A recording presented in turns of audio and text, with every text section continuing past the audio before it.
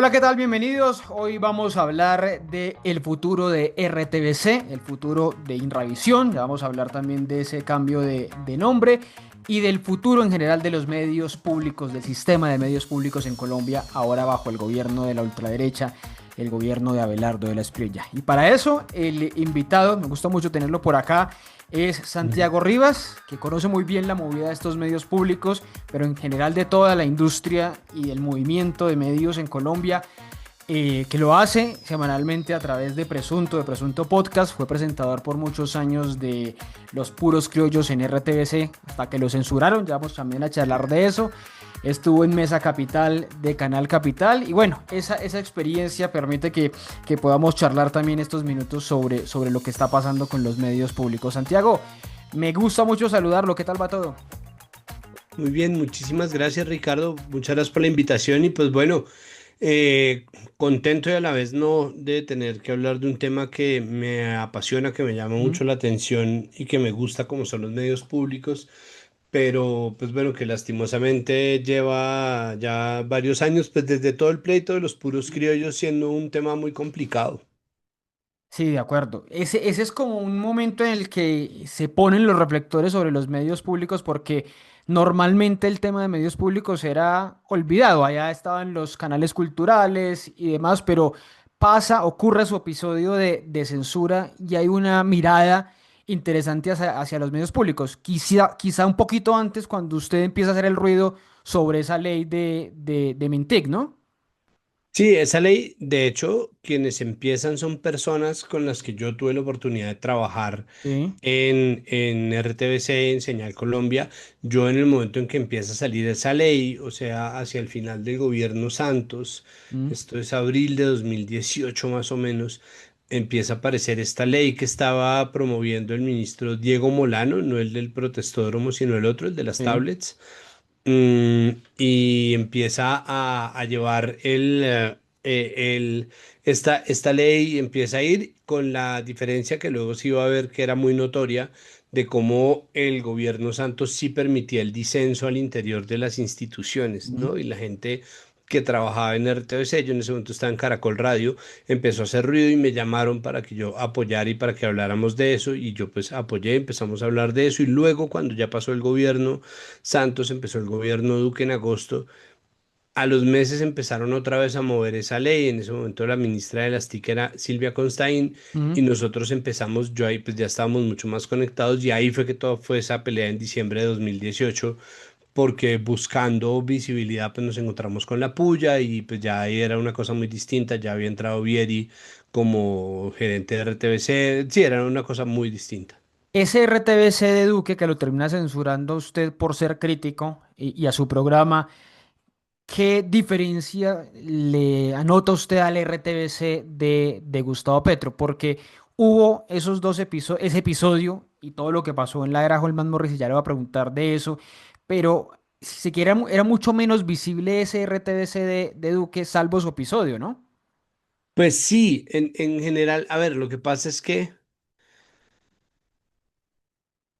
SRTBC tuvo que hacerse invisible. Juan Pablo Vieri no era una persona que aspirara a la invisibilidad, era una persona que tenía aspiraciones en términos de ascenso profesional grandes ligadas a su papel como gerente en ese momento de RTBC.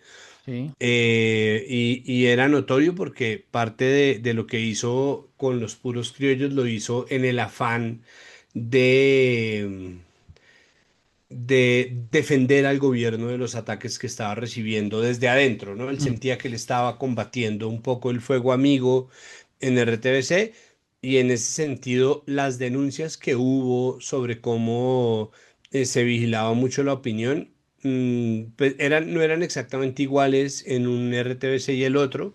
No, creo que yo no sé cómo sería, porque esto que yo puedo estar diciendo tendrían que corregirme, pero Sí. digo, para mí fue más notorio la vigilancia de pantalla, porque es que lo que pasa es que, a ver, después de Juan Pablo Vieri entra Ramón Samper Samper, él tiene una gerencia muy corta y posteriormente entra Álvaro Sí, García. Álvaro el García venía de gobierno. ser el jefe de prensa de la Mm. presidencia.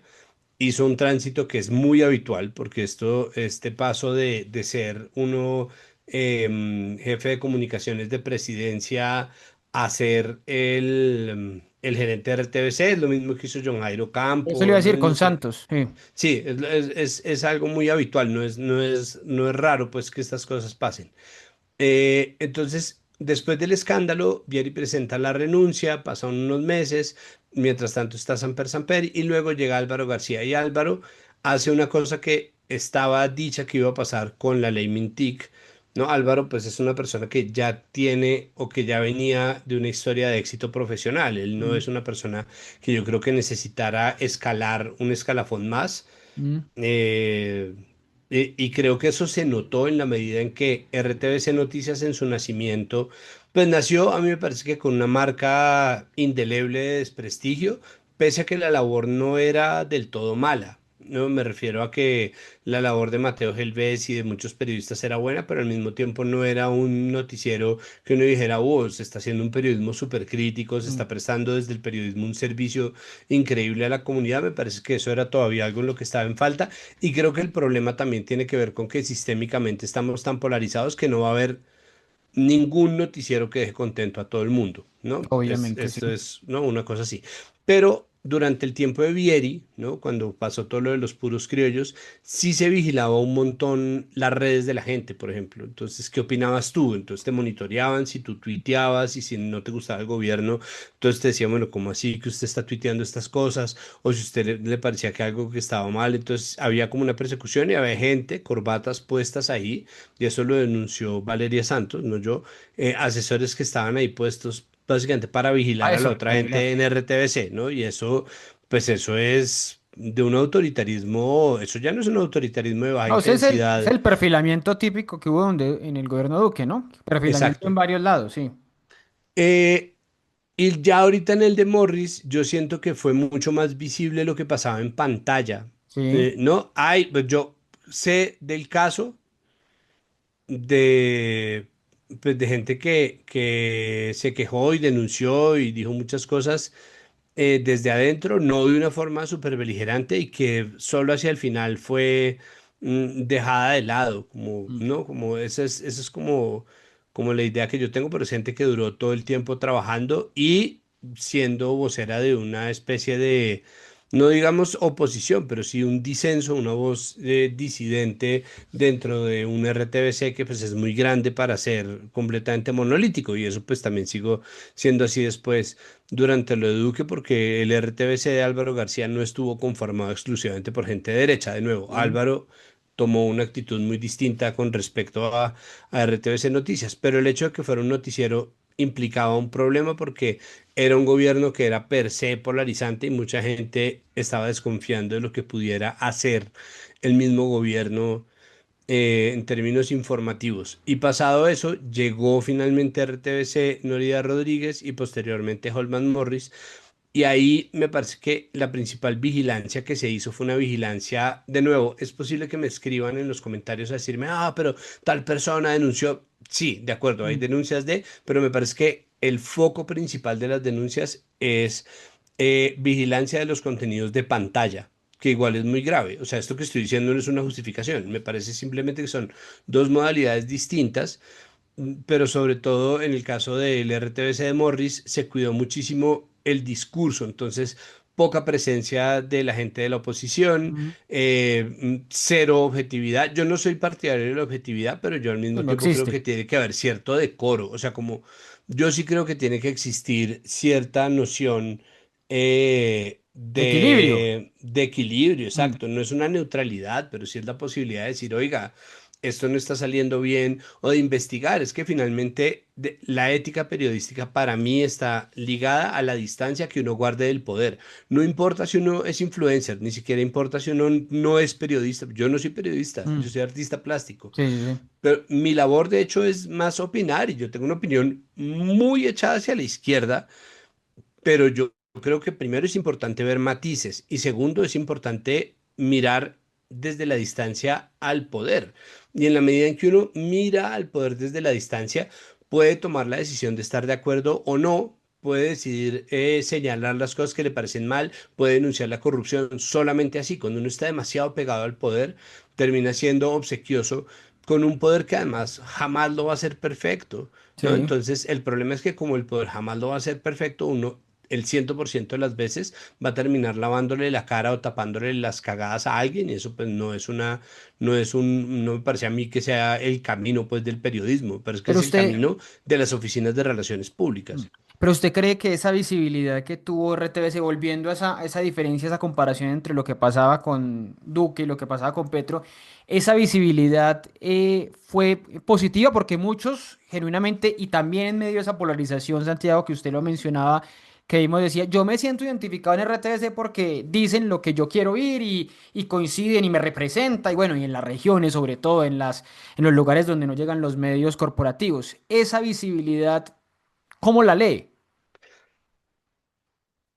Estoy de acuerdo en que es un asunto mucho más complejo que Mm. simplemente este comunicado que sacan desde Radio Nacional de Colombia, ¿no? Que yo lo vi fue en Instagram diciendo como se acabó el aparato de Ah, propaganda. sí, ya le voy a preguntar de eso. Eso primero nunca va a ser 100% cierto, ¿no? Nosotros hemos tenido ejemplos más, más convencionales, pero igual de desinformativos desde la política, como por ejemplo el canal Capital de Enrique Peñalosa. O sea, el Mm, canal Capital de Enrique Peñalosa era un noticiero larguísimo, hecho como se ve en los noticieros, o sea, no tenía ningún tipo de carga ideológica aparente, pero claramente era un noticiero del gobierno para contar logros del gobierno y mm. enfocado en mostrar, nadie le estaba haciendo un escrutinio pues a las acciones de la alcaldía de Peñalosa, ¿no? Sí, Es sí, como, sí. pues, Sí, era ¿no? propaganda. Pues claro, lo que pasa es que es una propaganda muy velada y me Mm, parece que en el caso de este RTBC, claro, entonces ahí hay un asunto y es, a mí me parece, como primer hecho, y ya que estamos hablando sobre el control, ¿no? Que me mm. parece que es como el primer subtema, control hubo y a mí no me parece que sea positivo el control.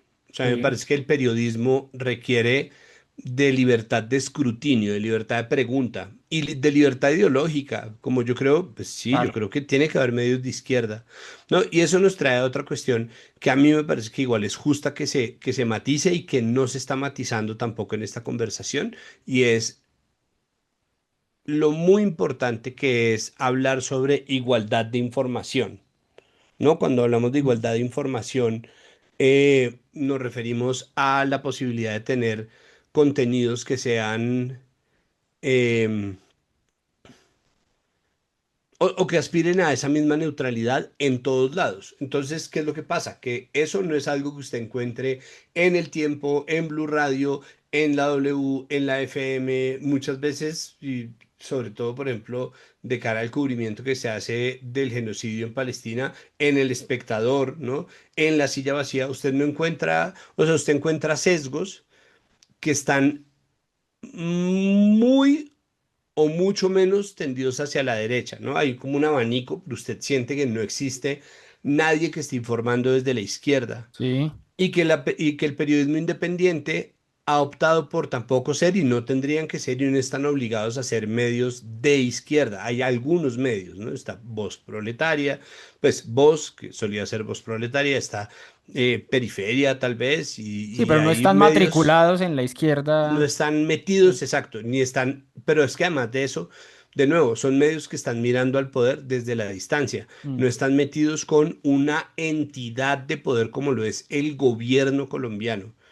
Y eso es el primer gran problema y es la primera razón por la cual nosotros peleamos contra la ley Mintic, y era que no se podía acercar en los medios al gobierno, sino dejarlos en el Estado, que cada vez más es evidente que una cosa y la otra son lo mismo, ¿no? Pero sí, no deberían, no ¿no? debería, claro. Deontológicamente es Hay una incorrecto, separación. debería existir, pero es Mm. que cada vez existe menos, ¿no? Cada vez existe menos y en esa medida pues me parece que tiene que haber también como un recuento de hasta qué punto no se están haciendo las cosas de esa forma. Desde hace Santiago, mucho.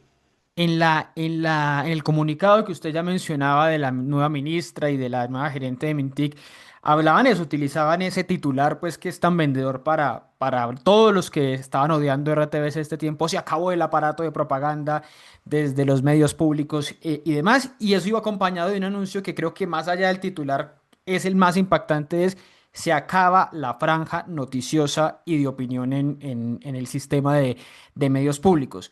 ¿Por qué sí? Porque hay un debate ahí interesante. ¿Por qué sí o por qué no los medios públicos deben tener espacios de opinión o noticieros? A ver, uff.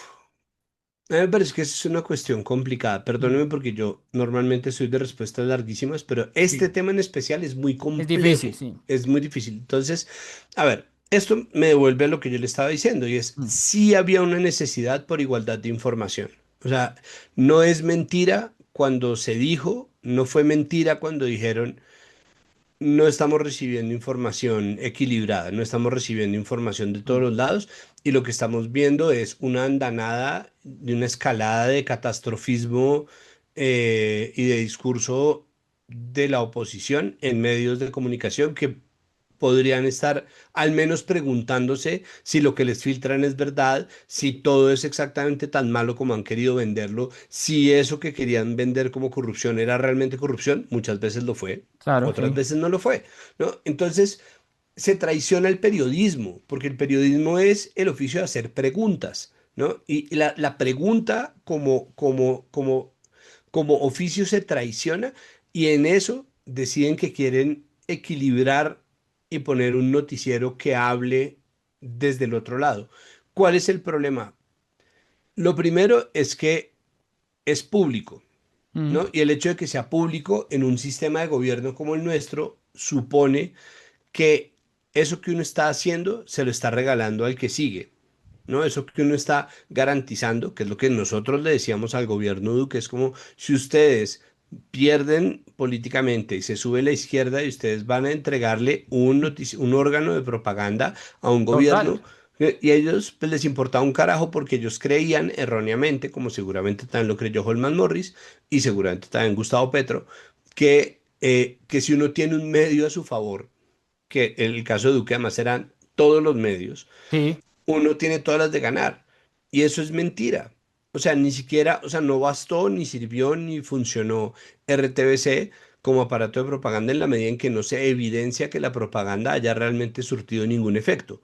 Contra la otra propaganda, pues porque Abelardo El Espriella pues hizo una andanada de propaganda, muchísima desinformación, muchísima información falsa, muchísima mentira, muchísima difamación y muchísima inteligencia artificial, ¿no? Que de Sí. por sí tendría que tener ya un sello y se montó una campaña absolutamente desinformativa para subir al poder. Entonces, tal vez los medios públicos no eran todopoderosos ni construyeron ese aparato estalinista que estaban queriendo vender. Porque, de nuevo, como es narrativa versus narrativa, el Claro. problema es haber traicionado la vocación pública de un medio público y traicionar el oficio del periodismo, que nada tendría que hacer lavándole la cara a ningún A ninguno, político, sí. claro, pero al mismo tiempo el problema de desequilibrio informativo si existía y si existe, porque incluso con RTBC, y ese es el problema es que poner un medio público al servicio de las narrativas gubernamentales solamente está acercando periodistas al poder y eso nunca está bien. Acerca periodistas al poder, los vuelve voceros y relacionistas Mm. públicos en una traición al oficio de esos mismos periodistas que en esa labor pierden todo su prestigio y en muchos casos su relevancia. O sea, lo que usted Entonces, dice en parte es, y que pena lo interrumpo ahí, en parte esto, RTBC por querer equilibrar lo que hacían Noticias Caracol, Noticias RCN, Blue Radio, terminan haciendo lo mismo, que es hacer propaganda para un lado. exacto, es jalar una narrativa. Mm. Y los medios, el periodismo, porque los medios sí, los medios que tienen, de nuevo, si ellos hacen un medio de propaganda o un medio Claro. de cine documental para mover asuntos sociales y esos asuntos sociales terminan siendo, ya, por fin, cuadre la luz, perdóneme. Y finalmente terminan haciendo como un canal de propaganda que es propaganda, o sea, que no se vende como periodismo sino un canal de cine documental enfocado en causas de izquierda. Pues pucha, hay que ver quién ve eso, ¿no? Claro, sí, Pero al obvio. mismo tiempo, mire lo que pasó con RTBC. RTBC se entregó una narrativa, perdió una porción del país, pero ganó otra que no se Mm. sentía representada. Sí. Entonces, esa me parece que ese vacío es importante que se vea. El problema es que como estamos en una guerra partidista, ¿no? Como estamos en una batalla cultural, en una cultural, como batalla la política, llaman. en una batalla legislativa, en una batalla de todo tipo. Uno de los frentes narrativos de esa batalla es todo lo que esta gente hizo está mal. Entonces hay un grupo de personas que no va a tratar de ver en perspectiva esto que pasó, porque finalmente es verdad que se traicionó la vocación pública del medio público, porque el medio público, le guste o no, tiene que reconocer que está trabajando para un país polarizado. No tiene que solucionar la polarización, pero sí tiene que ofrecer herramientas para la formación de un criterio, para la Mm. formación de una identidad y para la formación de mejores conversaciones, ni siquiera de mejores decisiones. No es el medio que te ayuda a votar mejor, es simplemente un medio que te permite ambientar un criterio o formar un criterio con los mejores elementos posibles. Y en ese sentido, sí se pierde un montón, pese a que hubo cosas muy interesantes. Entonces, lo que yo siento es una lástima porque si hay un problema de desequilibrio informativo, no me parece que haber hecho algo desde el gobierno ayude en absoluto, porque pues es que el gobierno y la información son, o sea, la información verificada no tiene nada que ver con el poder. Puede que el gobierno Petro no tuviera todo el poder, pero tenía una parte del poder. Aparte, sí. Y esa parte del poder es suficiente para desconfiar de todo lo que se diga. Entonces es triste. Y es triste que exista, o sea, y hay muchas otras cosas paralelas a eso que me parece que son erróneas, pero al mismo tiempo, pues, así como nos demoramos en tener metro, nos demoramos mucho en tener una red pública de medios que tuviera informativos en televisión. Sí, ¿No? Porque los regionales, el problema es que los regionales tienen una gobernanza que total. es La gobernación de cada indefendible, departamento. que Sí, son sí. las gobernaciones de Ujú. unas mesas en donde se sabe que hay cuotas políticas, que hay mejores y peores gestiones, ¿no? Entonces, por un lado se gana relevancia política, que es exactamente lo mismo que pasó cuando Holman Morris fue gerente de Canal En Canal Capital, Capital, ¿no? sí. Se gana relevancia política, pero se incurre en un sesgo que termina siendo muy dañino, ¿no? Y en esas, por ejemplo, Mauricio Arroyave terminó siendo censurado en ese Canal Capital de De Morris, acuerdo, sí. eh, pese a que hubo contenidos que llamaron y que movieron mucho la opinión. Lo que terminó pasando es que el noticiero termina volviéndose la voz del gobierno. Entonces creo que ese es el problema constante, ¿no? Y con los regionales siempre pasa eso. Siempre pasa, sí. Siempre pasa eso. ¿Qué nos garantiza o cómo garantizar que eso no va a pasar con los nacionales, ¿no? Y eso pues es un poco la cuestión. ¿Qué opino yo de que ellos cierren el noticiero? Pues yo creo que es que no lo necesitan. O Es que sea, si ya uno le iba a tiene, preguntar eso. ¿Por qué De la Espriella no quiere un aparato de propaganda como ellos mismos lo llaman? Pues porque am- tiene a los corporativos con él, ¿no? Pero yo pensé sí, que sí iba a querer caer en esa tentación de tener su noticiero de derecha extrema. puede que igual lo haga. Mm. Lo que pasa es que nuestro sistema de medios es muy distinto. Eh, no sé, tratemos de plantearlo con un espejo como pasa con el gobierno Trump en Estados Unidos. Sí. ¿No? O sea, pensémoslo de esa manera. Pues porque digo, Del Espriella puede que termine cayendo en la tentación de utilizar para eso los medios. Mm. Yo no sé, ¿no? O sea, la ministra Falla puede decidir no hacer nada de eso, puede escudarse en que van a hacer lo que dijeron, como un sistema de medios públicos neutral, que va a Mm. hacer contenidos cultural, pero pues la ministra de Cultura es Paula Holguín. Entonces, tanto como neutralidad no creo que No hay. haya. No, pues es que la neutralidad no existe. Pues, no, la neutralidad solamente existe eh, cuando Fajardo está tratando de vender en cada segunda vuelta el millón de votos más caro de la historia, ¿no? Y eso, pues, sí. Y eso porque él es tan neutral que ni siquiera se anima a venderlo, o sea, es Mm. como ni a moverlo, ni a nada. Entonces la neutralidad, pues, la neutralidad es un cuento hasta que se pruebe lo contrario. Eh, entonces no va a ser un sistema de medios públicos neutral, no va a poder serlo.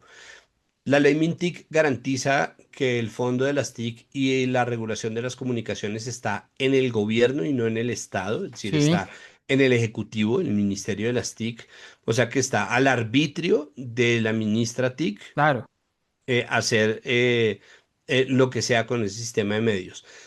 El regreso a un sistema similar al que existía antes de Juan Pablo Vieri, con mercado de coproducción y eso también me parece improbable, porque eso sí sería sumamente neutral. O sea, eso Mm. sería una gestión mucho más cercana a la idea de la objetividad, pero, y ahí es donde yo le digo, usemos el espejo del gobierno Trump.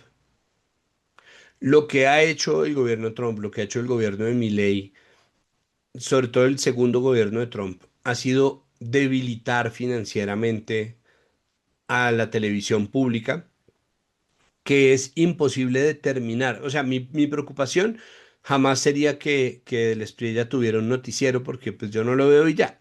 Mm. Como yo la mayoría de las veces no veía RTBC, yo veía RTBC como consumo el resto de los medios de Sí, sí, comunicación, sí, por por trabajo. YouTube en diferido y al doble de la velocidad. Exacto, Mm. como, pero digo, esa es mi Sí, sí, vida sí, con los medios. sí.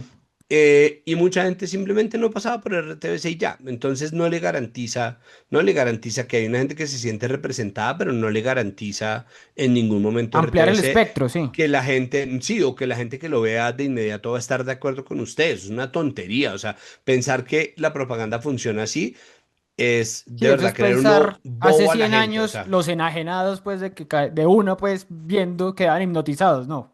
Sí, cuando además eso jamás fue así. Es decir, Sí, la sí, sí. gente que estaba alineada, o sea, el trabajo de la propaganda y no, la batalla cultural es una cosa que pasa a una velocidad muy lenta y Mm. en unos plazos mucho más largos de lo que se cree y lo que se espera.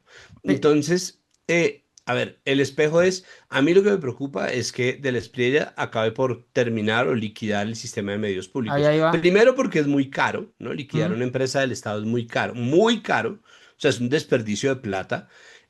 Otra traición a la vocación pública de un gobierno que no cree en la vocación pública, ¿no? Sí.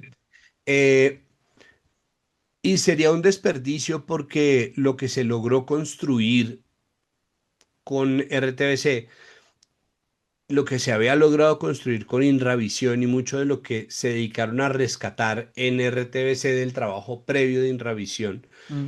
es un documento público de creatividad televisiva muy valioso. Es un documento de gran valor. Y esa serie de documentos de gran valor nos permiten a nosotros hacer un trabajo que obviamente al abelardismo le importa de verdad un carajo, pero que no por eso es menos importante. O sea, no porque salgan 100 personas a decir en Twitter, es que yo voté por esto, lo hace menos importante. La televisión pública es muy importante. Primero por Pero, el cubrimiento, sí. segundo por la memoria de las producciones, Mm.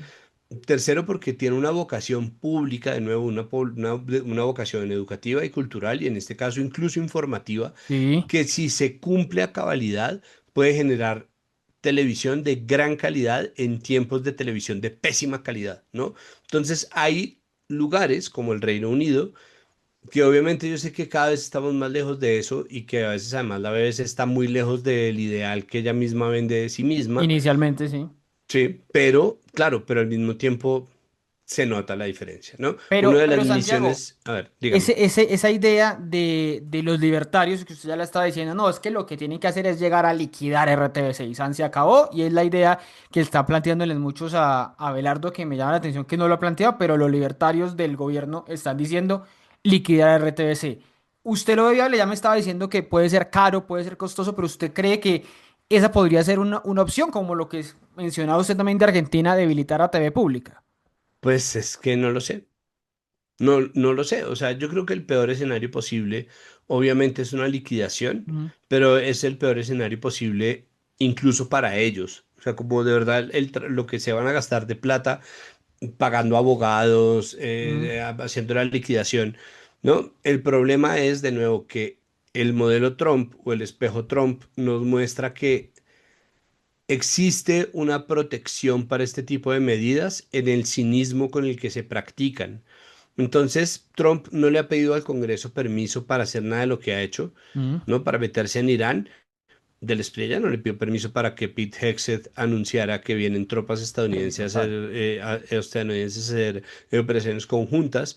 Eh, Nadie se sentó a poner a discusión una toma de decisiones a nivel diplomático tan ridícula como las que está tomando el gobierno de la Espriella y lo que potencialmente es la salida de la Corte Penal Internacional Mm, y de la ONU, pues eso requiere de un paso por el Congreso porque eso está en el bloque constitucional, lo mismo que el Estatuto de Roma. sí, Y hay un mundo en el que ya está pasando, ¿no? En Estados Unidos sobre todo, en donde se supone que el Congreso es un freno y un contrapeso para esas decisiones caprichosas que pueda tomar cualquier gobierno y Trump ha pasado por encima de eso.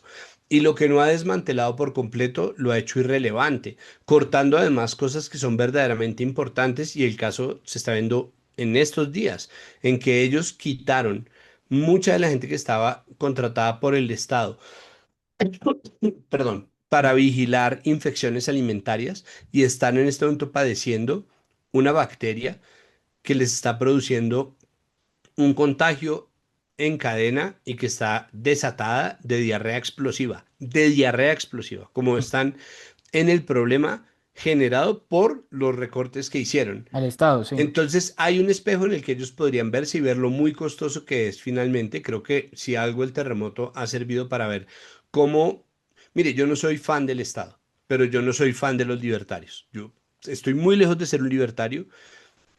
Yo me considero un colectivista a ultranza Mm, y en ese sentido creo que es mejor tener un Estado fuerte que un Estado débil a merced de los grandes presupuestos y de capitales que pueden tomar decisiones en vez de una garantía de derechos para lo público. Creo que es lo que pasa y es como si no tenemos una forma de nosotros mismos garantizar nuestras libertades y derechos, tiene que haber una serie de entidades que lo hagan y pues es menester por ahora exigirle al Estado que cumpla al máximo posible sus esos. deberes. Mm, Y uno de esos deberes está en el artículo 20 de la Constitución, que es no solamente la libertad de prensa, la libertad de opinión, sino el derecho de la gente a recibir información veraz, información comprobada, mm, información de calidad. Entonces, el periodismo sí se puede hacer con objetivos de calidad, con una misión, con una visión que permita generar un buen sistema de medios públicos, se puede. Se puede hacer un sistema de medios públicos que también surta un espacio para las necesidades y las posibilidades creativas que aumente la cantidad y ojalá el monto mm. de los estímulos que Mintic y Mincultura y Mineducación ponían o solían poner o ponen todavía en mayor o menor medida para la creación de contenidos de largo aliento, es decir, no un noticiero que come mucha plata, Sí. sino un mercado de coproducciones, un sistema de coproducciones que dé vida a series documentales como Los Puros Criollos o no Los Puros Criollos, cualquier otra, porque había mil. Los Puros Criollos es uno de Y el cientos ejemplo, de sí. programas que la televisión pública sacó, algunos más exitosos que otros, que podrían también servir como un experimento o hacer un canal bien hecho de entretenimiento cultural que le permita a la gente tener presencia, verse representada. Entonces yo no creo que el gobierno de la Espriella esté pensando en hacer nada de esto. Claro, no. Para empezar, porque ellos tienen un freno muy marcado a una porción de la población, ¿no? Entonces, si uno considera que el feminismo es lo peor que le pasó al mundo, pues son realmente cada vez menos las mujeres que están de acuerdo con uno y en ese sentido, ellos tienen solamente a esa porción de las mujeres, pero las mujeres son más de la mitad de la población. Eso es una traición a lo público. Si ellos no van a tener una sola persona negra, una sola persona indígena, una sola persona raizal, palenquera, una sola persona trans en pantalla, eso es Sí. una traición a una gran porción de la población cuando Que se eso fue lo que unen. intentó hacer el RTBC de Morris, ¿no? Que puso trans, indígenas, negros. Sí, el problema es que si uno está entregado a un sistema narrativo, Nada que hacer. Mm, está utilizando como pantalla de eso mm, a las minorías. Entonces, claro, yo entiendo que obviamente es preferible tener un sistema de medios que represente a toda la ciudadanía, en donde aparezca gente trans, que aparezca mm. gente negra, por favor, que aparezca gente indígena, todos los acentos hablados por sus hablantes originales y no y no por bogotanos imitando Mm. acentos Pero costeños, con eso huilenses, reemplazaron el tolimenses. periodismo, ¿no? Con esa fachada reemplazaron el periodismo en últimas, ¿no? Pues es que ahí está el gran problema, y es que ellos no contrapusieron el ejercicio del periodismo a un ejercicio de mal periodismo o un ejercicio de periodismo entregado también a un sistema narrativo, que es el sistema narrativo corporativo, el sistema narrativo empresarial de la ANDI, el sistema narrativo de la derecha, el sistema narrativo de una derecha que se declara antiglobalista, pero que es lo más global que Ujú. existe, ¿no? Porque Vox está abriendo sucursales en toda Latinoamérica. Israel está No, abriendo están sucursales en conectados, toda Latinoamérica. la internacional Entonces, reaccionaria, sí. esa guerra narrativa me parece que se libró de una manera. No me parece que fuera la mejor manera, pero digo, si uno de verdad analiza ese problema con tranquilidad, va a ver que muchas de las razones o muchos de los argumentos para hacer lo que hicieron están ahí. Me parece a mí, Santiago Rivas, que no sé, que sigue sin justificarse. O sea, me parece que sí hubo un deterioro de lo público y un deterioro del diálogo. No sé yo cómo podría haber sido. O sea, yo no sé cuál podría haber sido la manera de tramitarlo, porque una cosa que nos ha mostrado la campaña presidencial es que esta polarización, que no me parece que sea la palabra correcta, pero esta fractura, Mm. ¿no? Esta fractura en la discusión pública es algo que estaba también diseñado, o sea, esto es algo que estaba también planeado, separar y separar y separar y separar y separar y separar. Entonces seguramente lo que decidió hacer el gobierno fue separar y separar y separar y separar, pero me parece que las consecuencias están siendo muy negativas. Sí. Una de ellas, pues es que efectivamente cada vez que alguien hace un recuento de las razones por las cuales jamás iba a votar por una opción de izquierda, era porque lo que hicieron con los medios públicos y los medios públicos. Entonces yo entiendo que mucha gente que nunca vio un medio público en su vida, de repente le empezaron a importar un montón los medios públicos porque todo el mundo lo agarró con RTBC, pero al mismo tiempo cuando uno veía RTBC no sentía que hubiera un trabajo equilibrado, un trabajo Claro. auscultador, un trabajo crítico, un trabajo criterioso, sino que era un trabajo muy entregado a las narrativas del gobierno, y Y eso pues obviamente quita una credibilidad que es muy importante para uno pararse a decir, esto que te voy a contar es verdad. sí, es que era un trabajo solamente de altavoz en muchos casos. Pero Santiago, ¿hay posibilidades de cambiar esto más allá de la expresa? Es decir, si lo planteo en estos términos, ¿es posible que haya una ley en el Congreso que logre cambiar la gobernanza de RTBC y decir, vamos a crear un sistema realmente independiente? Porque yo he revisado, digamos, la junta directiva de RTBC, obviamente está el ministro de ASTIC, el representante del ministro de Cultura, de Educación, y eso es gobierno tras gobierno. ¿Hay posibilidad de cambiar la gobernanza, que esa gobernanza cambiándola ponga una junta directiva que ponga un gerente independiente, o eso es absolutamente imposible? No, pues de poderse se puede, obvio. Es decir, todo se puede. Mm. Si el gobierno de la Espriella decide anular por completo la existencia de los medios públicos, dejándolos paupérrimos, ¿no? Dejando el presupuesto para poner telesofá tras telesofá, ¿no? Que es el Pues formato mire, más barato que hay. las emisoras de paz ya están poniendo solo música y chao. Exacto. Mm. Que es, usted paga un Saico Asimpro, pues, o alguna vaina así. Entonces, usted paga eso. Mire que, por ejemplo, eso es ilegal, ¿no? Porque es que el acuerdo de paz hace parte del bloque constitucional, y uno de los puntos del acuerdo de paz es el que constituye el papel de articulación Claro. entre los medios públicos nacionales, esto es pre-ley Mintic, y las emisoras locales populares y las emisoras de paz. Sí. Las emisoras de paz son garantes del acuerdo, que hace parte del bloque constitucional. Eso que están haciendo es ilegal, ¿no? Pero mire, pues vea, hablando sobre lo legal, a ellos no les importa, ¿no? Pues, pero además a nadie parece importarle, porque de nuevo, yo también peleé y yo no he hecho sino criticar el uso que se le dio a RTBC en el gobierno Petro, pero, y este ejemplo lo he usado hasta el cansancio, pero me sigue pareciendo un excelente ejemplo. Mm. El único lugar donde yo vi por muchos días la nueva cifra de los mal llamados falsos positivos, ¿no? Los 7.837 Fíjate, de la JEP, sí. de la JEP, fue en RTBC, el único medio que lo había reportado 3 días antes que El Espectador, 5 días antes de que Blue saliera a ponerlo en duda, ¿no? Mm. 6 o un mes, o yo no sé cuánto tiempo se demoró siquiera en pronunciarlo la FM. Mm, o Noticias RCN o Noticias Caracol, ¿no?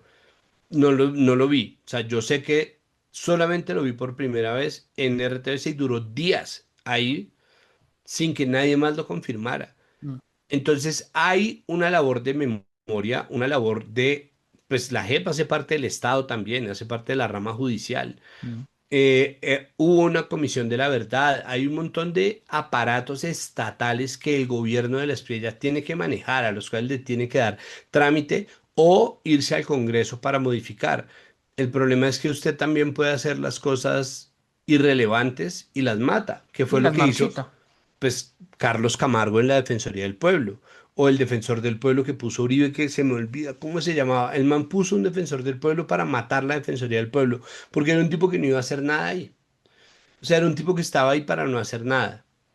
Entonces, cuando se acabe el periodo de Iris Marín, ¿qué será de nosotros? ¿Me entiende? Total. Porque, pues, usted la hace irrelevante. Como se hizo irrelevante la fiscalía en tiempos de Néstor Humberto Martínez o en O de tiempos Barbosa. de Barbosa, Sí, sí, que sí. era gente tan cercana al gobierno que usted decía, Ese era el es que trabajo. ¿para Ese era el qué le mandado. decimos? Mm. No, y ni siquiera nos vayamos a estos ejemplos. Valdivieso.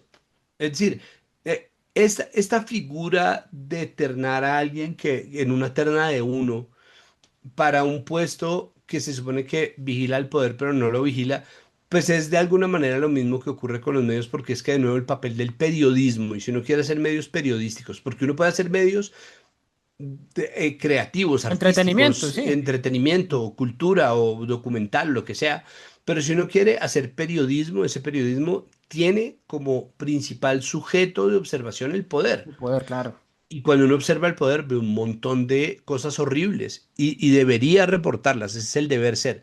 Es así de simple el periodismo y en ese sentido no hubo, o en muchas ocasiones, no puedo decir que, no se puede decir que en todas, no hubo periodismo, pero al mismo tiempo no estaba habiendo periodismo en Colombia.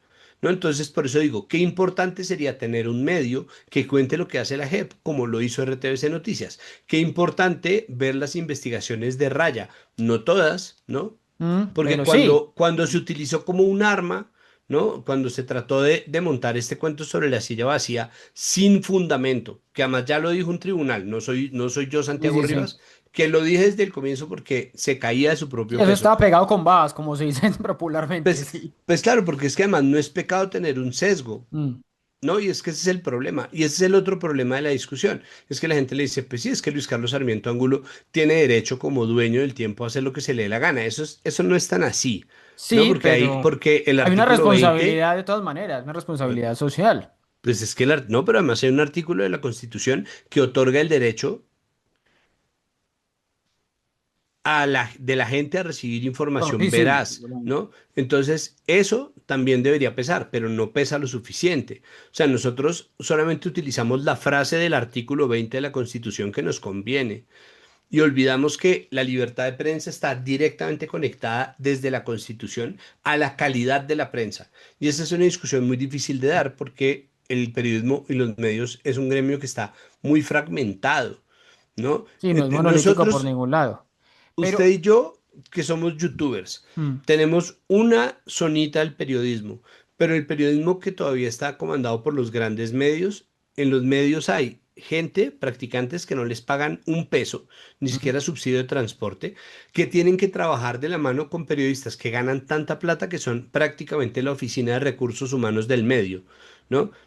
Que se comportan como si tuvieran poder de despedir o contratar gente, que piden más, que piden menos, y a los cuales les ponen toda la atención del mundo en nombre de una audiencia que ni siquiera está sirviéndole al periodismo, sino a la publicidad, porque la mayoría de los periodistas que están ahí, que mantienen en las nóminas, son gente que trata de jalonar audiencia, ni siquiera de jalonar mejor periodismo, o de generar una confianza que le permita a la no, gente números, aumentar las los suscripciones. números. No, claro, pero los números enfocados en qué, porque si usted dice, no, tenemos un medio en donde la gente, por ejemplo, puede ser accionista o donde la gente lo Mm. sostiene o por suscripciones nos vamos a ir, ¿no? Entonces, a mí no me gusta mucho lo que hace el New York Times, pero me gusta mucho lo que hace el Guardian y ellos dos tienen la particularidad de que su principal activo es el periodismo, pero si su principal activo es la pauta, Sí, sí, Si es su cierto. principal activo es ser el lavador de cara de un multimillonario, pues obviamente usted está traicionando una parte de su responsabilidad social y eso les debería caber. Pero eso también pasó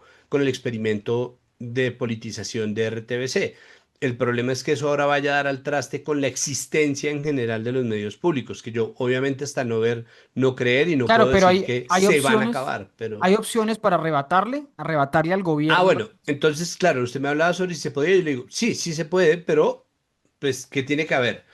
Tiene que existir un consenso de bancadas lo suficientemente grande para pasar una ley desde la oposición, que en Colombia es prácticamente Sí, imposible, es muy ¿no? difícil, claro. Es muy difícil. Usted como oposición puede atajar proyectos de ley, ¿no? Tal vez el segundo año legislativo permita hacer ese tipo de cosas, pero usted necesita un consenso entre las bancadas independientes, que casi no existen en este caso, las de oposición, y yo no sé cómo haría para generar un consenso, pero bueno,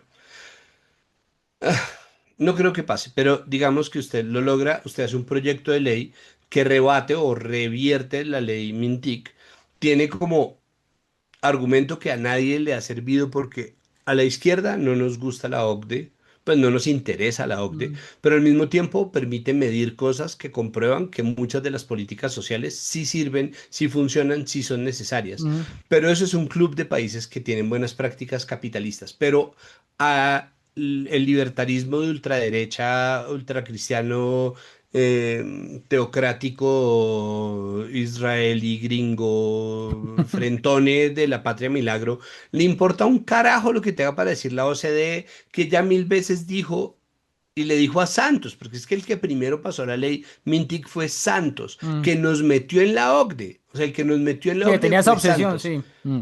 Pero claro, pero es que la misma OCDE dijo que los medios públicos tenían que pertenecer al Estado y tener una entidad que tuviera dientes para defenderlos. ¿Y qué hizo Santos? El mismo presidente que nos metió a la OCDE fue el que empezó el proyecto de meter o traer los medios a través de la plata y de la regulación de plataformas al Estado. Entonces hay que hacer Al una ley gobierno. que eche para al gobierno, Mm. perdóneme, gracias. El que eche para atrás la ley Mintic, que devuelva, pero ¿cuál es el problema? Que eso representa crear una nueva entidad estatal o volver a crear la Claro. Autoridad Nacional de Televisión. Eso es plata. Es plata como lo es la liquidación. Entonces, pues claro, eso se tiene que revertir, se tiene que hacer una ley, al menos una ley para eso, porque ahí hay un montón de temas más que están envueltos y que en ese momento en que peleamos la ley Mintic estaban también en la ley Mintic. ¿Cómo pasaron la ley Mintic? La ley Mintic era un sándwich. ¿Usted se acuerda de los sándwiches de Lorenzo Parachoques, de Lorenzo y Pepita? No, no, no Lorenzo y Pepita es una tira cómica Mm. eh, que sale en los periódicos del domingo, que son dos esposos. Y Sí. Lorenzo Parachoques, una de las cosas que lo caracteriza es que se hace unos sándwiches así. Mm. Entonces la ley Mintic era un sándwich de esos de Lorenzo Parachoques así. Entonces la parte de la TV en el gobierno estaba acá, pero todo esto era contraprestaciones, cambio de la tarifa a operadores de celulares y operadores de televisión por cable, cambio de tarifas en publicidad, cambio del régimen o sea, cambio del porcentaje de impuestos que se cobran, un montón de leyes que buscaban incentivar sin ningún éxito, porque además no ha pasado, la ampliación del cubrimiento digital, o ha pasado muy poco, la posibilidad de que Claro, por ejemplo, y Movistar y Tigo, y bueno, construyeran infraestructura a cambio del costo de esa contraprestación que tenían que pagar. Entonces había un montón de cosas y Mm. faltaban, por lo tanto, un montón de cosas. Entonces nosotros sacamos como principal objeción lo de la regulación gubernamental de la televisión. Sí. Pero además de eso dijimos, no está contemplada una cuota de pantalla en las plataformas digitales y usted ahí la ve. Brasil tiene una, Francia tiene una, Colombia no tiene ninguna. Eh, no están contempladas las redes comunitarias, ¿no? Quitaron los puestos Vive Digital y hay muchas zonas que por cuentas de ley se quedaron sin internet. Dijeron que iban a ampliar la cobertura y luego de eso fue el escándalo de los 70 Centros poblados, sí. de los centros poblados que fue durante el ministerio de Karen Abudinen, pero Mm. se empezó a gestar en el ministerio de Silvia Costaín. Entonces hay un montón de cosas y lo que hicieron fue pasar eso como un paquete de términos y condiciones. Entonces al final era mucho el lobby y amarraron voto por voto. Nosotros logramos aplazar con la pelea y con todo el escándalo de los puros criollos unos meses. Entonces esto pasó entre diciembre de 2018 y julio de 2019. Para julio de 2019 ya habían hecho votar esa vaina de cuarto en el programa, pasando por debajo en el lobby. Ya habíamos hecho nuestra Twitteratón número 538, ya Sí, estábamos todos mamados y sí, estos no manes pues contaba. tienen todo el tiempo del mundo. Sí, Entonces, sí, ¿qué sí. se necesita? El tiempo de una oposición que regularmente ponga esto, pero les toca tener el poder. Entonces tiene que ser, si no estoy mal, es el segundo periodo legislativo, el segundo año legislativo de este gobierno en donde la presidencia de Senado y Cámara recae sobre las bancadas de oposición que pueden organizar el lobby. Lo que pasa es, con tanta cosa, ¿usted cree que es Sí, prioridad? no, no va a estar en la agenda. Y no, y además que creo que hacerlo desde la oposición ahora sería reconocer la politización en RTBC que hubo con Morris y creo que No, ellos no lo van a aceptar. que me parece mal, porque me Mm. parece importante que eso se reconozca. O sea, cuando Claro, la no, gente pues habla sobre la obviamente. autocrítica, me parece que una de las Sí, principales cosas es, es primero, haber esa, mantenido una persona que tiene las señalamientos. Yo entiendo denuncias, que sí. la gente tiene derecho a trabajar, Sí, pero no en el y medio. obviamente, pero al mismo tiempo lo que eso representa, Mm.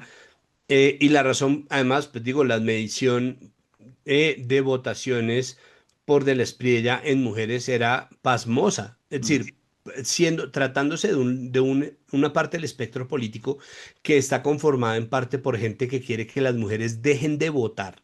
Sí, Es pasmoso que el haya apoyo, sí. mujeres que hayan apoyado esa vaina y que además haya sido un apoyo mayoritario con respecto al apoyo que recibió Cepeda. Sí, eso es Y mucho increíble. de eso tiene que ver con la traición a las feministas. Muchas de la mayoría de las mujeres que votaron por Del Espriella, se lo juro que no eran feministas, pero vieron lo que pasó, ¿no? Sí, son mujeres Vieron, conservadoras, pero vieron ahí esa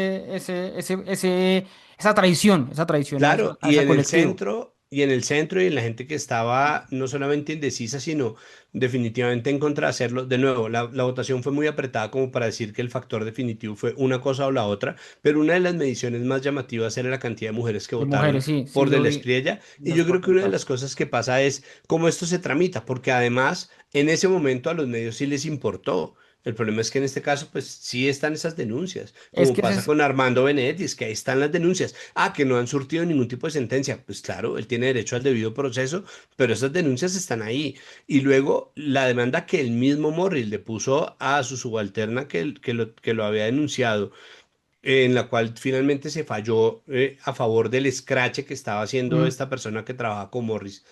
Esta, creo que era de cuando él estaba de concejal de Bogotá. Bueno, mm. este caso, porque además, obviamente los tiempos son lentísimos en el sistema judicial, pues si es que, pues usted vio que se le dañara la vida a Holman Morris por esas denuncias, no en No, absoluto. pues Nadie claramente. está deseando que se le dañe la vida, pero sí se desea que exista una justicia y que exista una justicia y un país que cuando gobierna el progresismo le dé prelación a las causas de las mujeres. Entonces hay un montón de tejidos políticos metidos dentro de la cuestión RTBC que la autocrítica por parte de la izquierda tendría que tener en cuenta. Entonces, pues, a mí me parece que si aceptar la politización o aceptar la ideologización o aceptar que existió una forma errónea de abordar la cuestión política desde lo público, que hubo errores, pero que existe la necesidad de tener un mejor sistema de medios o blindar el sistema de medios públicos para que exista un acuerdo en torno a eso, me parece que es una utopía,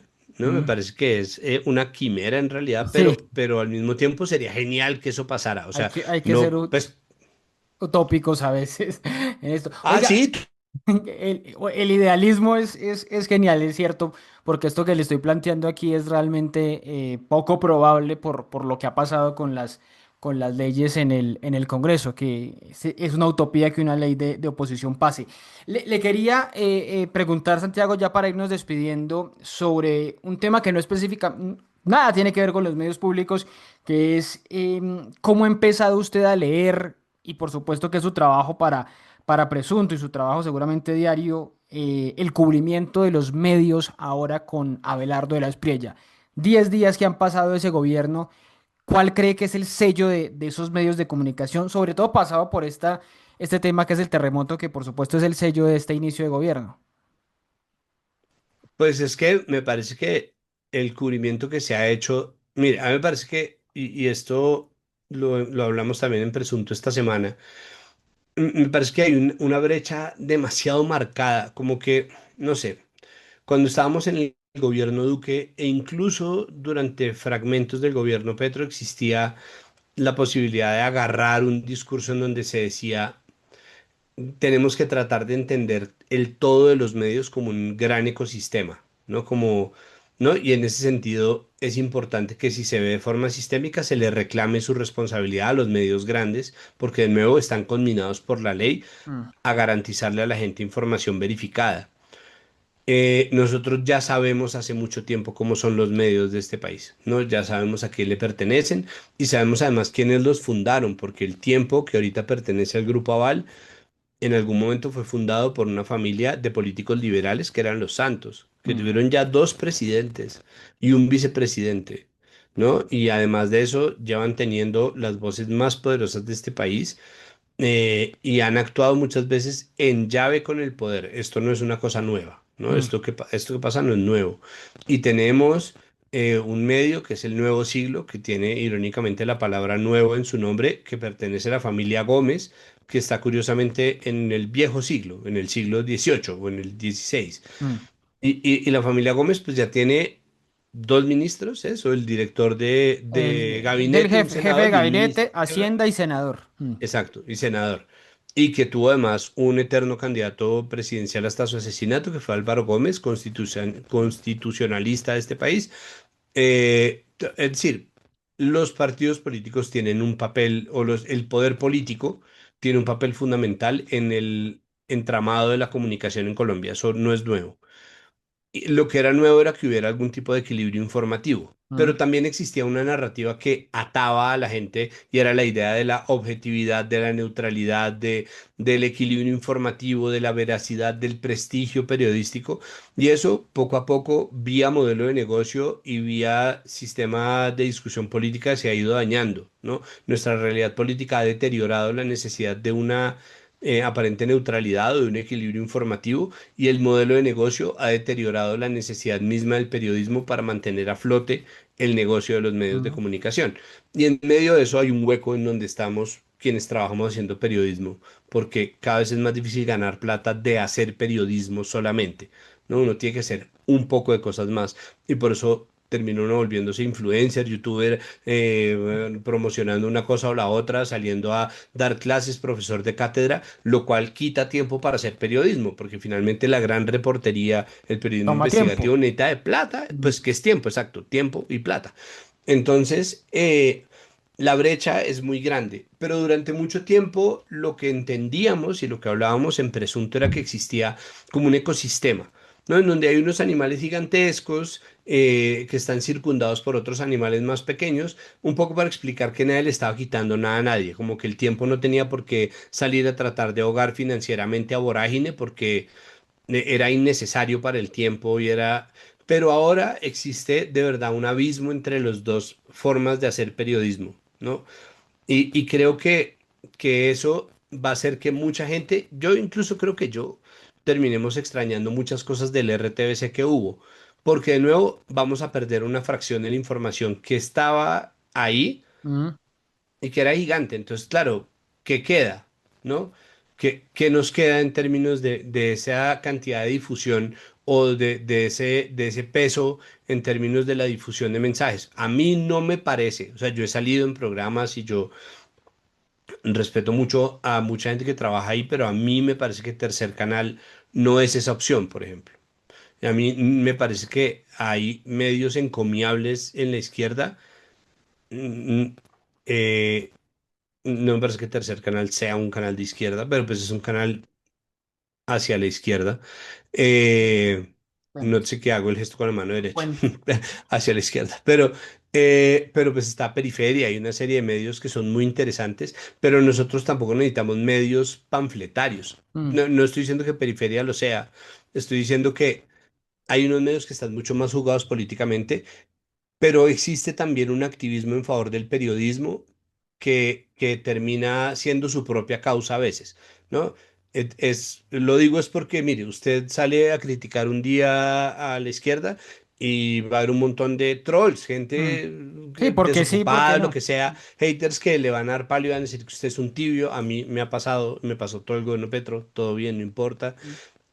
Hay un montón de gente que va a recibir por sus opiniones una paliza de un lado y del otro. Y en eso se está volviendo la relación que tenemos con las audiencias, porque no se logró forjar a tiempo una relación de corresponsabilidad con las audiencias. Entonces ahora las audiencias batallan, solo batallan. Su único poder parece ser el de la respuesta y la reacción y la censura, no la censura como un acto del poder, sino el señalamiento, perdón, Claramente, no la sí. censura, sino el señalamiento a la opinión diferente y a la no sé qué. Y mientras tanto, existe una anulación política que nada tiene que ver con que la gente piense distinto o no, porque es que ese cuento de la opinión es muy importante, pero es muy importante porque nos lo volvieron muy importante. Se libra la guerra de opinión, pero esa guerra de opinión a veces es también una cortina de humo. Y si usted se fija, uno está agarrado en las mechas por un montón de cosas y cosas que están pasando y Sí, cosas que están haciéndose. Y total. mientras tanto, otras cosas están pasando que están por debajo del radar y que no terminan Pero metidos en esa discusión. ¿usted cree que lo que vamos a ver en los medios, esos gigantes del ecosistema que usted habla, es lo de RTBC? Es decir, un simple altavoz de la presidencia de Abelardo, ¿o van a haber algunos esfuerzos investigativos, de denuncia, de control periodístico? Pues la investigación toma tiempo. En ese sentido, no podemos, pues llevamos una semana y No, no, media claro, hoy estoy que es. hablando del trabajo de estos 4 años. A mí me parece que el cubrimiento ya está mostrando las grietas que hicieron que el gobierno Petro decidiera hacer RTBC, Mm. ¿no? Como ver el cambio de narrativa, el cambio de tono, ¿no? Ver que de repente se acaba el aspaviento cuando hay desconexiones como lo de los balones, ¿no? Que existen, de hecho, incluso esfuerzos por justificar ciertas cosas, por tratar de vender de nuevo esa idea de la objetividad, pero la objetividad es mi opinión. Otra vez hemos visto cosas por ese estilo. No, hay un montón. Yo, es decir, he visto en estos días columnistas de opinión diciendo que, uy, que esto que está pasando es fantástico y por el otro lado hay gente que está diciendo esto es desastroso y Mm. decir, wow, ¿no? Como hay una brecha gigante. Pero lo que le digo es, esa brecha más se ha ampliado porque desde los medios pequeños y desde el periodismo independiente ya no existe un discurso de esto hace parte de un sistema y de una convivencia, sino es, no, ustedes representan una cosa y nosotros representamos otra, Mm. ¿no? Diana Salinas retuiteó un tuit de, ay, olvidé, bueno, alguien en Twitter pone los 6 primeros columnistas del domingo en el Ah, sí tiempo, lo vi, sí, sí, sí. ¿no? Y pone, dice, ¿cómo puede ser que todos los columnistas son pro gobierno? O sea, como Abelardo porque maravilloso, expectativa grande, tenemos maravilla. gobierno, qué Tenemos maravilla, el primer milagro del gobierno de la Espriella, el no sé qué, y uno seis, dice seis igualitos. iguales, ¿no? Y es una mujer y 5 hombres Mm. blancos, blanquérrimos, y es el tiempo, ¿no? Entonces, de nuevo, usted y yo estamos hablando, y si usted y yo estuviéramos hablando coloquialmente, seguramente esto terminaría como, bueno, es el tiempo, ¿no? ¿Qué quiere decir Sí, eso? Que entre nosotros hablamos y desestimamos la calidad informativa del tiempo porque nos parece que hace mucho tiempo es un periódico entregado a las narrativas de la derecha e incluso de la ultraderecha porque se sueltan a cualquier cosa que mantenga el statu quo que les sobre conviene y todo, que sí, les más conviene sobre defensor del todo a statu sus quo. dueños. Mm. Claro, pero es que si el statu quo es la ultraderecha, ¿cómo puede ser eso un statu quo? Es decir, Mm. ¿cómo puede ser eso defendible? Pero es el tiempo, ¿no? Es el tiempo. Entonces ya uno sabe, es el tiempo. Es lo que pasa con Semana. Uno dice, si veo eso que sacó Semana, la mayoría de la gente que le comenta a uno eso por Twitter o que le comenta presunto o que nos va a comentar va a decir, pero es que Semana. ¿No?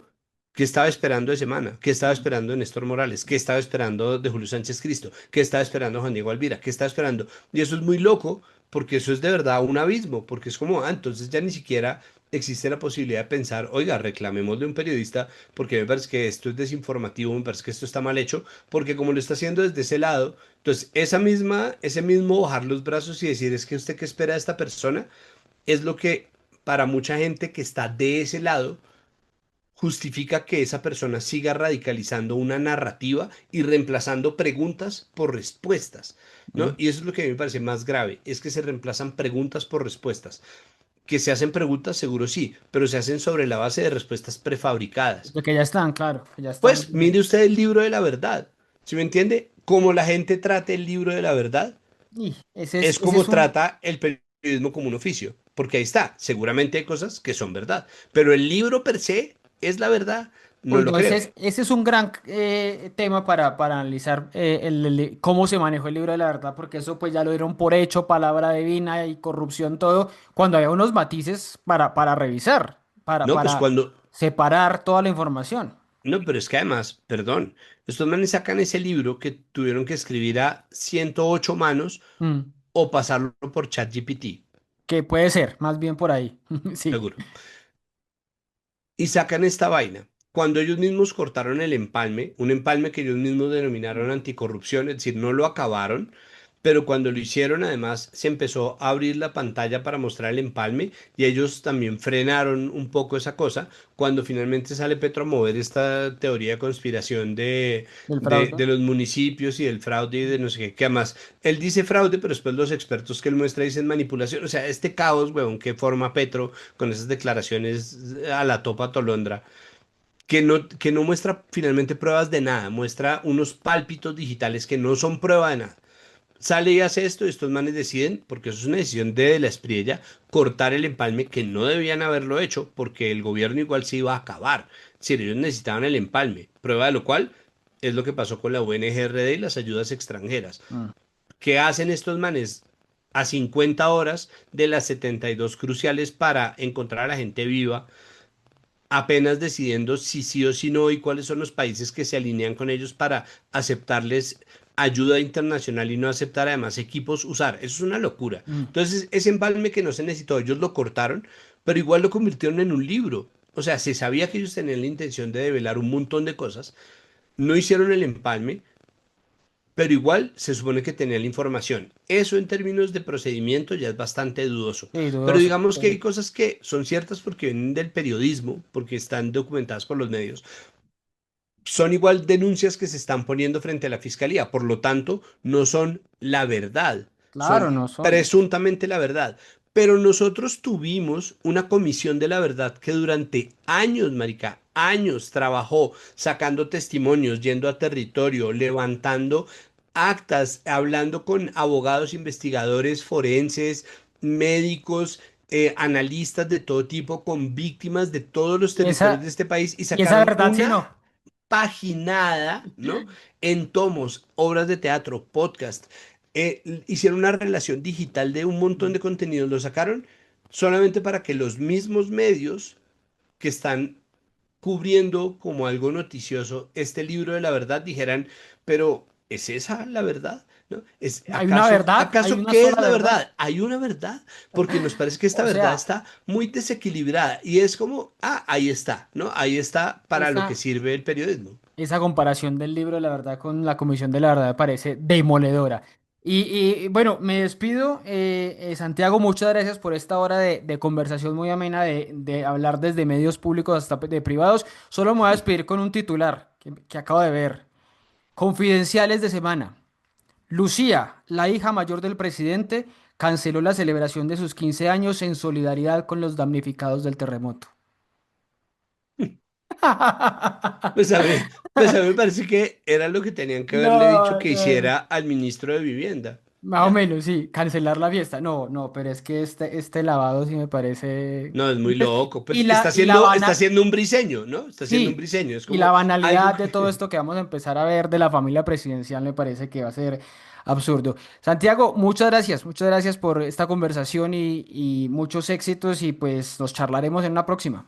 Muchas gracias. Ojalá de verdad ahí sí los medios respondan. Es decir, nosotros solo tenemos hasta ahora lo que ha sido una semana y media en medio de una tragedia, Ojalá exista algo distinto al país de España en términos de medios grandes para hacerle un escrutinio real. Y si no, pues la invitación es, y con eso realmente me quisiera despedir, es a leer medios independientes, porque ahí está Cuestión Pública, ahí está Baudo Agencia Pública, ahí está Vorágine, ahí está La Cola de la Rata, ahí está El Armadillo, ahí está De la Urbe, ahí está Venga le cuento, ahí está Periferia, ahí está Volcánicas, ahí está Mutante, ahí hay un montón de medios y seguramente estoy omitiendo mucho. Está Política para Vagos que aparece Pino Caladi y Claudio Espina, está Casa sí, Macondo, que Casa Macondo, hay Macondo. un montón de medios que están haciendo un trabajo, usted está haciendo un trabajo, hay gente que está haciendo trabajo en campo, trabajo de escrutinio, trabajo incluso de observación desde su escritorio porque no hay plata para más. No, pues Y dale. eso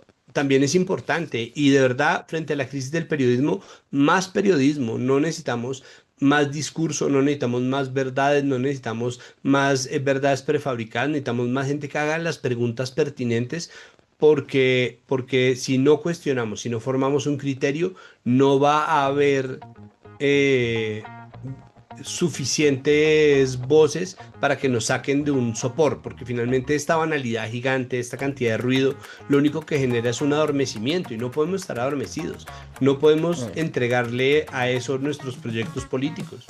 Chévere, chévere esa reflexión final porque creo que es el mensaje que queda. Sí hay donde informarse, hay que buscarlo, hay que ser responsables. No solo los medios, las audiencias tenemos que ser muy Claro. responsables con dónde nos informamos, qué compartimos y demás. Pues gracias Santiago y gracias a ustedes también por ver, por compartir, por comentar este contenido. Nos vemos en una próxima conversación. Chao, chao.